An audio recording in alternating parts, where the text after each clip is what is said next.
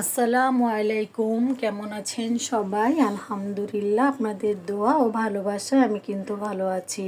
আজকে কিন্তু পবিত্র শবে বরাত, তো শবে বরাতে কিন্তু বেশি বেশি করে ইবাদত করতে হবে।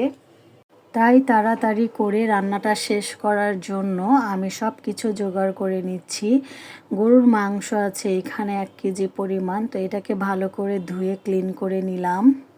গরুর মাংস রান্না করার জন্য এখানে জায়ফল, জ্যোতি, জিরা, দারচিনি, এলাচি নিয়ে নিলাম। সাথে নিয়ে নিলাম 3-4টা আলু আর পেঁয়াজ। তো এইগুলাকে কাটাকাটি করে এখন আমি চলে আসলাম। তো আমি এখন আপনাদের সাথে যে জিনিসটা শেয়ার করব, এখানে আছে গোটা মসুরের ডাল আর হচ্ছে চিটাগাঙ্গা ইচা মাছ।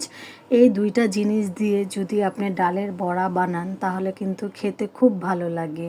আমার তো বরাবরের মতন পছন্দ, তাই আজকে আমি ডালের বড়াটা বানাবো, আপনাদের সাথে শেয়ার করব কিভাবে বানাই। গরুর মাংস রান্না করার জন্য আমি এইখানে একটা পেস্ট বানিয়ে নিব।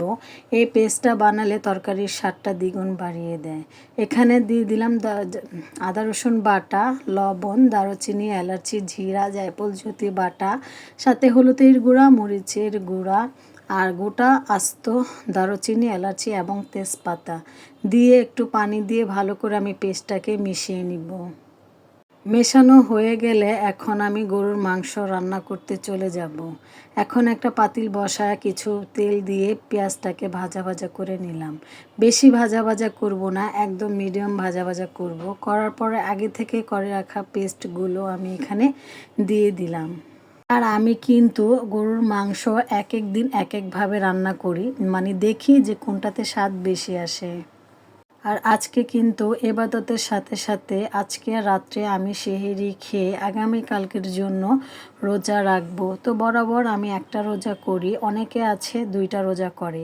আচ্ছা, আপনাদের কাছে আমার একটা প্রশ্ন, একটা রোজা রাখা কি ভালো না 2টা রোজা রাখা ভালো? একটু কমেন্টে জানাবেন প্লিজ।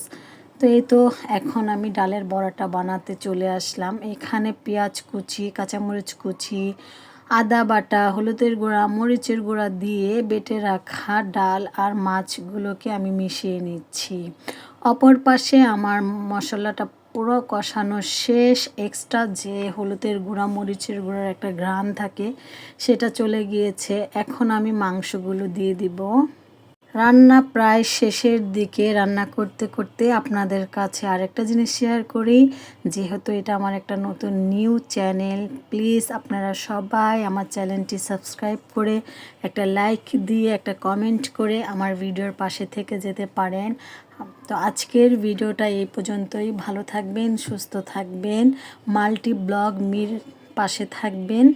আসসালামু আলাইকুম, আল্লাহ হাফিজ।